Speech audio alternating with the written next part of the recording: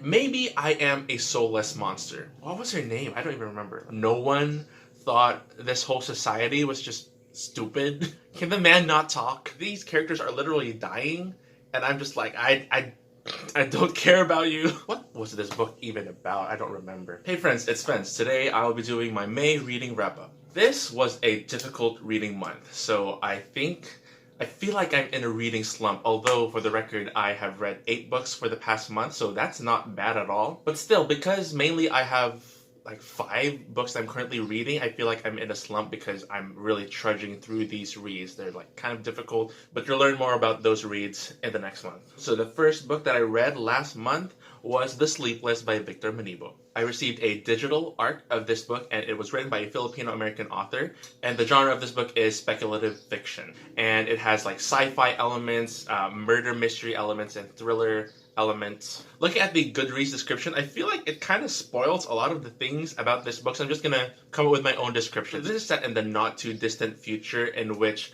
our world is going through another global pandemic, where this pandemic affects like a quarter of the world's population, and the effects of that pandemic is it makes people sleepless. Now, sleepless are people who do not need sleep. We follow our main character, Jamie Vega, who is a sleepless, although the details of how exactly he became sleepless, you don't find out until later on. He is a journalist, and one day he goes into work and then he finds his boss dead on the ground. Everyone's saying it's a suicide, but Jamie thinks there's something more sinister and really weird going on. I would highly discourage you from reading the Goodreads description again, because I feel like it spoils things that you don't learn until about like a quarter into the book, and even like beyond that. But let me just say this, I don't read speculative fiction that often, or even sci-fi, or even thriller, but I absolutely love this book. I did not expect to love this book as much as I did, and I'm not just saying that because I'm Filipino and the author is Filipino-American. This is genuinely such a good book. It kept me interested from beginning to end. The writing, although it did take some getting used to, I really enjoyed it by the end.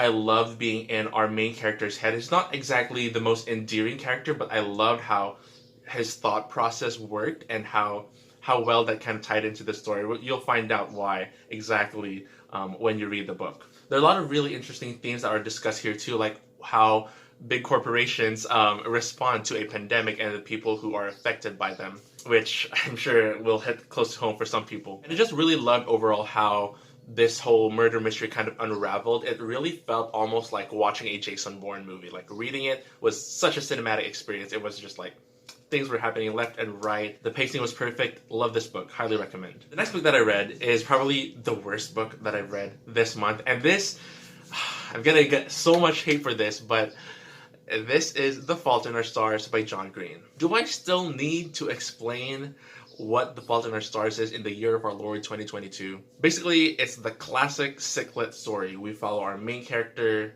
Triss. No, that's not her name. That's the actress's name in a different movie. What was her name? I don't even remember. Let me look it up. Hazel! Hazel is the name of our main character. We follow Hazel, who has cancer, and she attends this kind of support group meeting for people who also have cancer, and there she meets Augustus Waters, and they fall in love, basically. And maybe I am a soulless monster, because I genuinely thought this story was so sad. It's like so sad. I felt for the characters. I mean, I'm pretty sure everyone knows how this story ends. But like, just the more I read this book, the more I just got bored with it, the more I just did not like our characters, which made me feel bad because these characters are literally dying, and I'm just like, I don't care about you. I swear, I'm a better person in real life with real life people, but like, these characters are just like, yeah, how pretentious can you get? I don't know if it's because I already kind of had an idea of what the story is and what it was going for, but I also thought this was just kind of really predictable. But I think the thing that grinded my gears the most was just Augustus Waters. He is probably the most pretentious character I've ever read in my entire life. I know I'm gonna upset some people. If you love Augustus Waters, like, good on you, happy for you, but like, can the man not talk? Again, I get why people love this so much. I get the appeal. I get how it affects a lot of people's emotions. It just did not have that effect on me. I already went into this kind of expecting that, you know what, it's 2022. This was released, I don't even know how long ago. And there's some things that might not have aged well, but I was like Twilight. I was just expecting to feel just a little something, you know, because there's a reason these books became so popular, and I just did not see it. Now that that controversial take is over with, the next book that I read is The Subtle Night by Philip Pullman. This is the second book in the His Dark Materials trilogy. I don't really need to explain it to you because it's a sequel. But basically, after the events of the first book, we basically have a different setting following the same characters and more. And again, I love this book. I feel like His Dark Materials is very quickly becoming a favorite series for me, and I'm excited to finish the trilogy. The next book that I read is The House of Tongues by James Dashner. I think this is also technically an ARC, although, oh my gosh, I received an ARC for a book that was already released, so it's not an advanced reader copy anymore. Anyway, I got it from Book Sirens, and I guess not enough people signed up for review copies, so they were still giving out these copies, so yikes.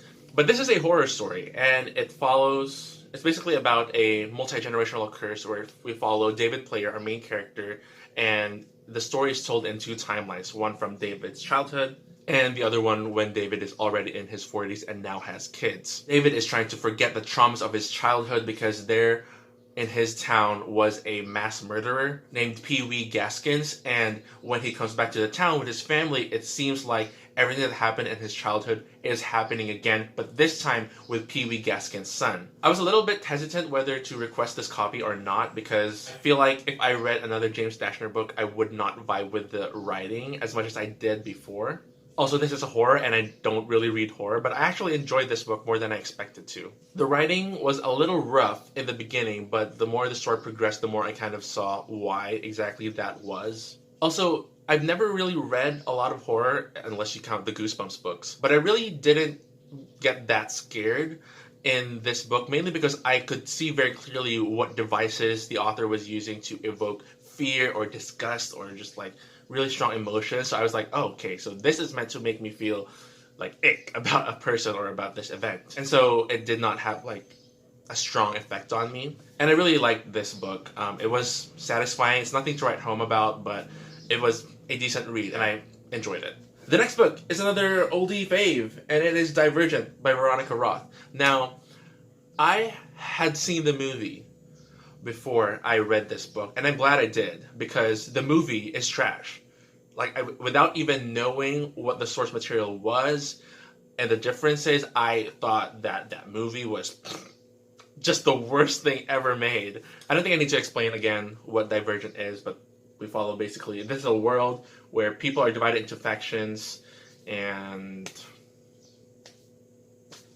I don't need to explain Divergent. Watch the trailer. But I was actually enjoying the beginning of this book much more than I did the movie. It was going to be like a solid 3-star, but the more the story progressed, the more just glaring the problems with the premise became, and just how ridiculous it all was, and how no one thought this whole society was just stupid. Like, the foundation of their society, not even erudite. You literally have erudites who are the smartest people, and you literally have Amity, who are peace-loving people, and nobody saw how many flaws there are in this society, and nobody thought to fix that somehow. But yeah, so like towards the second half, I just could not suspend so much disbelief anymore. I just was like, okay, I just want to know how this ends, even though I kind of already did because I watched the movie. So will I continue the series? Probably not, although it's in my huge wait list of things to read if I have the time of life. Next book I read is The Hitchhiker's Guide to the Galaxy by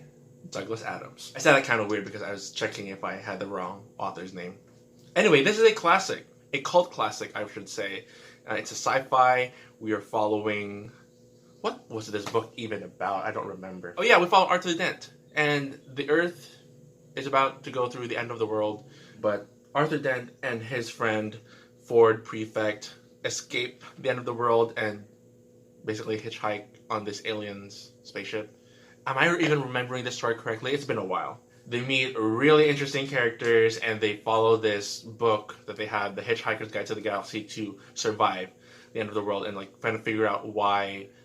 Well, it's kind of a spoiler, but they're figuring out why this all happened and the bigger picture of why the Earth was going to be demolished. I did a terrible job explaining that, but at the same time, I don't really feel bad because this book is just plain weird. I mean, I get the appeal. It's there's a reason it's a cult classic, and it's because it's weird and quirky. Honestly, I listened to this on audiobook, and half the time I wasn't sure like if I was understanding things correctly, because I mean you could tell because I could barely explain the bare bones of this book. But half the time I did not understand what was going on. In fact, I re-listened to so many chapters of this audiobook just to make sure I was understanding things correctly and to make sure that I wasn't missing any chapters. This book is just wild and hilarious at the same time that I don't even know if I love this book or hate it, because there were so many times that while I was listening, I would just like literally laugh out loud. But then the more I thought about it, like, okay, that line was funny, but like, I don't get how it relates to the story. So I came to the conclusion that either I'm just too stupid for this book, or the book is just too silly for me. And I've been told that if you don't really vibe with the first book that much, then don't continue on with the rest of the series, because they're just kind of not as good as the first. The next book that I read is a collection of poems by Jeffrey Bache Smith, and it's called A Spring Harvest. I read this book after my rewatch of Tolkien, the 2019 movie, I think. Jeffrey Bache Smith, the author, is one of Tolkien's best friends, and he is a poet, and he is a good one at that. Nothing to write home about, but I really found a lot of his poems moving, especially because this was written during the time of World War I, so you could really tell where Jeffrey was kind of drawing inspiration. Nothing too special. I wouldn't necessarily recommend this to people, but if you want a quick read that involves poetry and World War I trauma, then the book might be for you. Also, you can find this free on archive.org. That's where I got it. And finally, the last book that I read is The Strangers by Margaret Peterson Haddix. I'm pretty sure Margaret Peterson Haddix, that's a long name, is a well-beloved middle grade like author, and I can see why, because their writing is very reminiscent of Gordon Corman, which is I don't think he's my favorite one of my favorite authors yet, but I loved his Mastermind series, and this book felt like a Masterminds book. This is the first book in the Greystone Secrets series. In this book, we follow Chess, Emma, and Finn, their siblings, and one day they come home and their mother is watching the news, and she is just terrified because these other kids who live way out in Arizona, like far away from where they live, with their same names, same ages, same birthdays, and look exactly, well, almost exactly like them, have been kidnapped. And their mother just starts acting weird, and one day their mother just kind of disappears. And so it's up to the kids to kind of get down to the bottom of this. Why do they have like doppelgangers basically on the other side of the country, and what has their mother got to do with any of it? I thoroughly enjoyed this book. This is probably my favorite book of the month. It's suspenseful, it's fast-paced. I love, this is the reason I love middle grade mystery, because it just hooks you right in.